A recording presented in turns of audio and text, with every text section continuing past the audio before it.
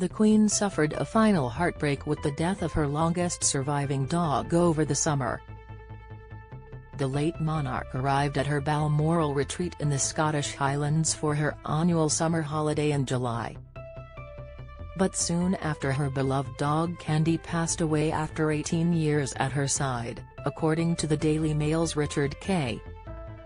Mr. Kay said the loss of the dorgi, a corgi cross dachshund, was a huge blow to the Queen. He added, although in dog years Candy was in extreme old age, her death hit the Queen hard. The monarch arranged for Candy's remains to be taken to Windsor Castle to be buried with another of her dogs, Vulcan, who died in 2020.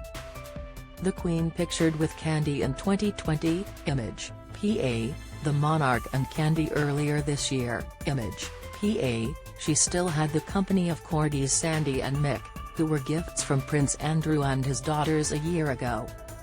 The two pups are said to have brought constant joy to the late Queen.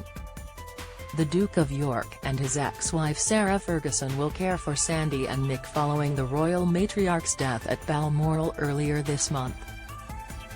The pair continue to share Andrew's Royal Lodge residence in Windsor despite their divorce. According to The Telegraph, the Duchess of York bonded with the late Queen during dog walks.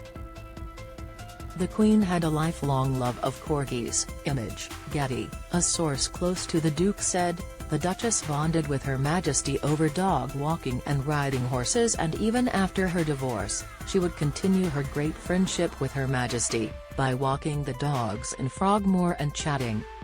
Many of the Queen's dogs were descended from her first corgi, Susan, who was gifted to her on her 18th birthday in 1944.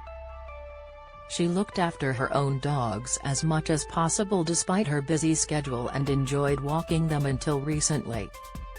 It comes after the corgi community was left devastated by the Queen's death on September 8. The monarch pictured walking her corgis in 1980, image, Getty, trending. Kay Hogg, secretary of the Welsh Corgi League Scottish sector, said, "We are very, very sad. Everywhere the Queen went there were always corgis. She grew up with corgis and everybody associated corgis with the Queen.